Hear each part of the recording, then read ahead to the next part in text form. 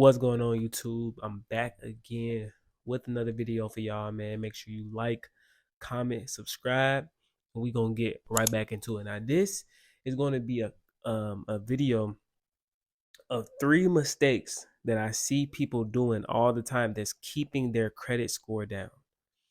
All right, 3 mistakes. So the first mistake and why your credit score is not going up is you keep being late on your bills or your credit card, right? Your number one um, factor in your credit score is payment history. All right. So if you can't pay stuff on time, essentially, then your credit will never be good. Like your credit will always be low if you cannot pay stuff on time.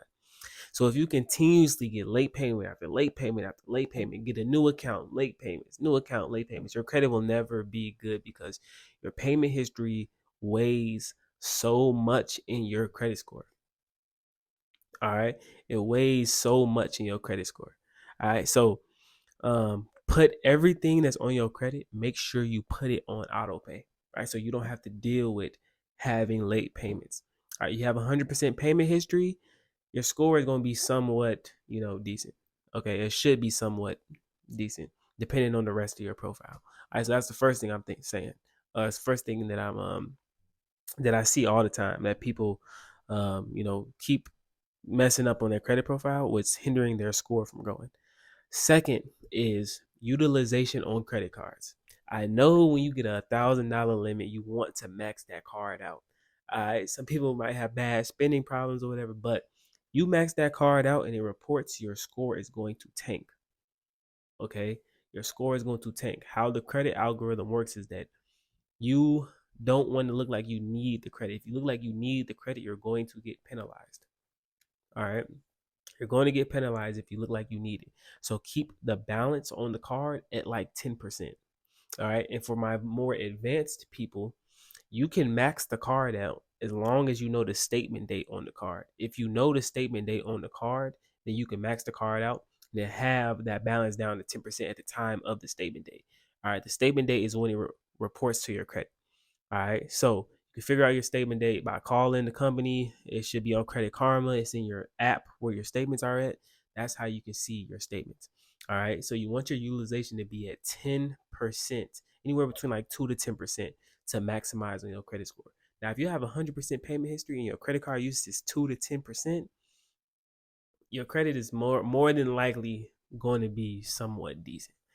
All right. Now, the last thing that I see a lot of people do that really messes up their credit is that they completely disregard the little credit cards and stuff that they got when they was 18, 19, 20.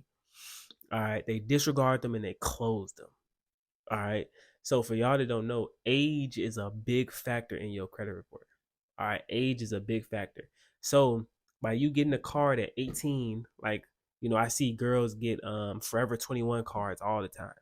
All right. So let's say this Forever 21 card. You got it when you was 18, 19. You 30 now. That's 11, that's 10, 11 years history, right? 10, 11, 12 years history right there. So by you closing that account, you're going to lose that 10, 11, 12 years of history on your report, and your score could tank because of that, depending on, how you've been building out your credit since then. All right. You do not want to lose all that history. So when people close out these accounts just because they live $300 credit cards or whatever, or they, $500 Macy's card or something like that, it has age to it. So you want to keep that active, especially if it has 100% payment history. All right, because it's really gonna knock your score down if you close that card. And a lot of people don't know. They just think like, oh, I don't use it no more. I'm gonna just close it. And then next, when they report they score tank, they're like, hold on, what happened? That's why you need to understand the credit algorithm. All right. So those are the top 3 things that I see on, what people do to kind of mess their credit up. All right. So make sure you share this out with, 5 people, 10 people. Share this out with everybody looking to, build their credit so they can see some of the stuff that they need to avoid so they can actually just keep building their credit. All right. So that's my video for today, y'all, man. Make sure y'all like, comment, subscribe, and I'm going to see y'all in the next video.